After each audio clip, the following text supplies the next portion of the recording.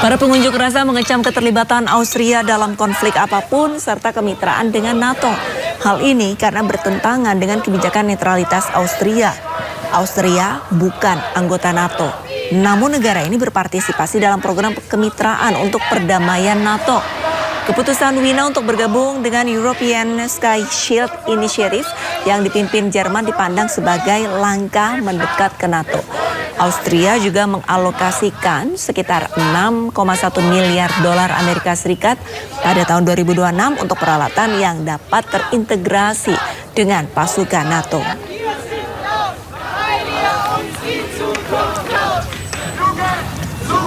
Departemen Pertahanan Amerika Serikat dilaporkan telah memerintahkan pengerahan kapal induk kedua ke Timur Tengah. Ya, langkah tersebut diambil di tengah pertimbangan Presiden Amerika Serikat Donald Trump untuk melakukan aksi militer terhadap Iran. Washington dan Teheran diketahui baru saja memulai pembicaraan tak langsung pada pekan lalu mengenai masa depan program nuklir Iran. Namun Trump memberikan peringatan keras terhadap Iran jika kesepakatan nuklir gagal tercapai. Sebelumnya pada akhir bulan lalu, Trump telah mengirimkan kapal induk USS Abraham Lincoln beserta kapal perang pendampingnya ke Teluk.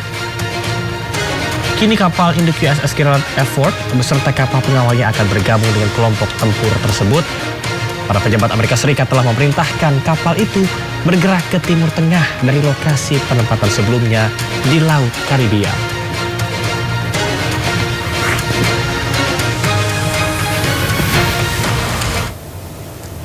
Pemirsa, Presiden Amerika Serikat Donald Trump kembali mengirimkan kapal induk kedua ke kawasan Timur Tengah. Ya, strategi ini diyakini untuk menekan Iran agar menyetujui proposal Amerika Serikat. The second aircraft carrier that you decided to send, talk about why you made that choice. Well, in case we don't make a deal, we'll need it. Are If you we don't have a deal, we'll need it. If we have a deal, we could cut it short. It'll be leaving very soon. We have one out there that just arrived. If we need it, we have it ready. A very big force. How confident are you that our negotiations with Iran will be successful? I think they'll be successful, and if they're not, it's going to be a bad day for Iran. Very bad.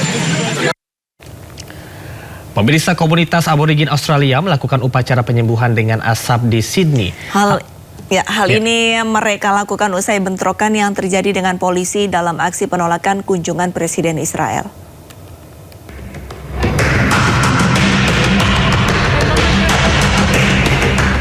Anggota komunitas aborigin Australia berkumpul di Sydney untuk upacara penyembuhan dengan asap. Upacara ini mereka lakukan atas bentrokan yang terjadi antara polisi dan massa dalam demonstrasi menentang kunjungan Presiden Israel Isaac Herzog di awal pekan ini. Para pengunjuk rasa yang terluka, saksi mata, dan orang lain melemparkan daun pohon karet ke dalam api dan mandi dalam asap selama ritual penyembuhan. Ritual ini mereka percaya dapat menyembuhkan apa yang mereka alami saat bentrokan yang mereka nilai sebagai pengalaman yang buruk. Bahkan pemimpin aborigin mengatakan saat kejadian polisi menangkap dia dan saudara perempuannya saat kerumunan berbalik menuju stasiun pusat. The Israeli President Isaac Herzog, and then due to that protest, police tried to incite violence against us. And then after trying to incite violence against us, they actually did incite violence against... Firstly, I was one of the first people brutalized by the police. I stand here now with the bruising, factual bruisings. Sebelumnya bentrokan terjadi antara ratusan petugas anti huru-hara dengan ribuan demonstran pro-Palestina di Sydney dalam demonstrasi yang menentang kunjungan Herzog ke Australia.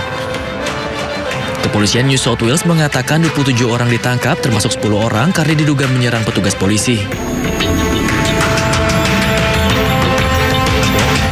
Kerumunan sejumlah besar massa membanjiri jalan-jalan di Teheran merayakan peringatan ke-47 Revolusi Iran.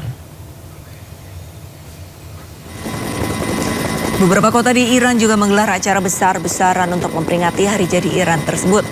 Revolusi Iran yang terjadi pada tahun 1978 dipicu oleh protes besar-besaran terhadap rezim Shah dan berpuncak pada runtuhnya dinasti Pahlavi serta berdirinya Republik Islam pada tahun 1979. Peringatan tahun ini bertepatan dengan ketegangan antara Amerika Serikat dan Iran. termasuk peningkatan kekuatan militer Amerika Serikat di kawasan ini dan peringatan akan kemungkinan serangan terhadap Iran.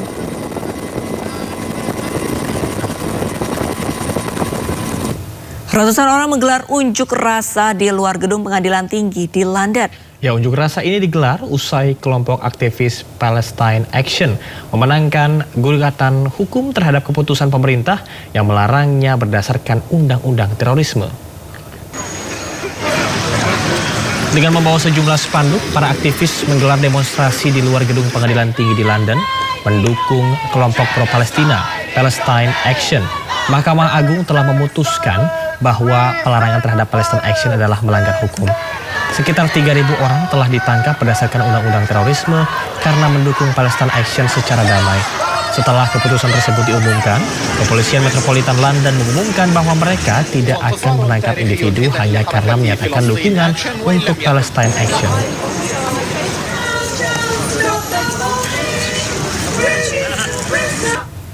Di tengah perang yang sedang berlangsung, para pengungsi di Camp Ghoz Al-Salam di wilayah Kosti Sudan kelaparan akibat kekurangan bantuan. Menurut Badan Pengungsi PBB, UNHCR, perang di Sudan telah mengganggu layanan dan infrastruktur penting. Selain itu, perang di Sudan juga menyebabkan sistem kesehatan runtuh. Pendidikan terhenti dan kelaparan merebak akibat hancurnya produksi pertanian.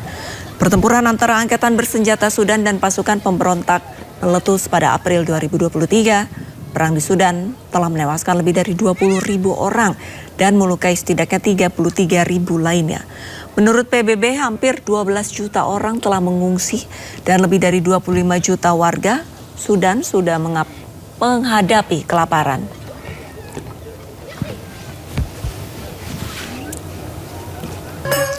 Pemirsa, Festival Bandeng Rawabelong 2026 digelar secara meriah mulai dari tanggal 14 hingga 15 Februari 2026. Ya, acara tahunan ini menghadirkan belasan tenan penjual ikan bandeng segar dan menjadi daya tarik warga menjelang perayaan Imlek.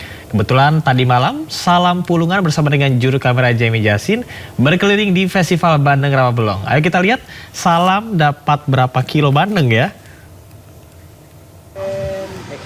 Ya pemirsa, beginilah situasi terkini dari Festival Bandeng di Rawabelong, Jakarta Barat, di mana terdapat antusias dari sejumlah warga yang membeli ikan bandeng segar di Festival Bandeng di kawasan Jakarta Barat ini. Karena memang ini ikan bandeng menjadi simbol kemakmuran dan juga keberuntungan dalam perayaan Imlek. Nah, di sini terdapat adanya ikan-ikan bandeng yang memang segar begitu, dan memang ini beragam sekali ukurannya, mulai dari ukuran 1 kg hingga 15 kg ini juga ada di sini. Bahkan ada ikan bandeng yang berukuran jumbo yang memang ini juga banyak sekali dicari oleh warga di sini. Dan kita akan coba berbincang di sini bersama dengan sejumlah pembeli ya. Halo Bapak, di sini Pak dengan Bapak siapa namanya Pak? Yuda. Pak Yuda, ini datang ke sini sama siapa aja dan datangnya dari mana Pak? Boleh lihat ke kamera? Ya. Datang ke sini sama siapa aja dan datang dari mana Pak? Sama istri. Ya. Dari mana Pak? Dari Cengkareng. Dari Cengkareng. Oke, Pak, ini baru pertama kali ke Festival Rawabelong. Apa memang sudah rutin tiap tahun Pak? Setiap tahun. Setiap tahun. Oke.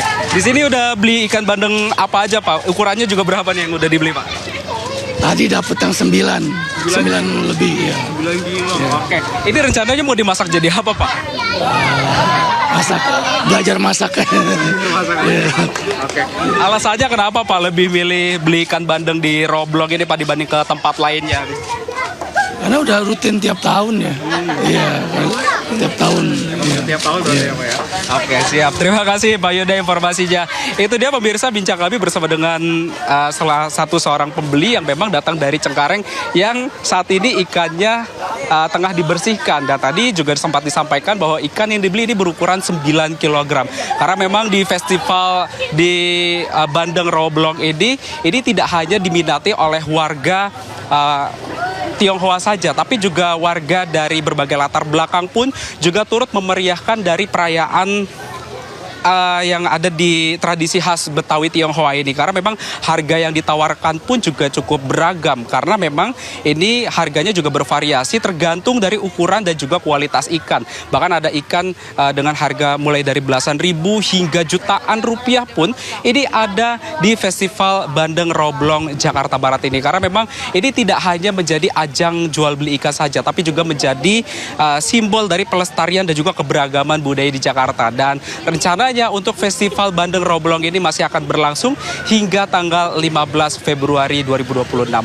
Dari Jakarta, Salam Pulungan, Jamie Jason, iNews melaporkan.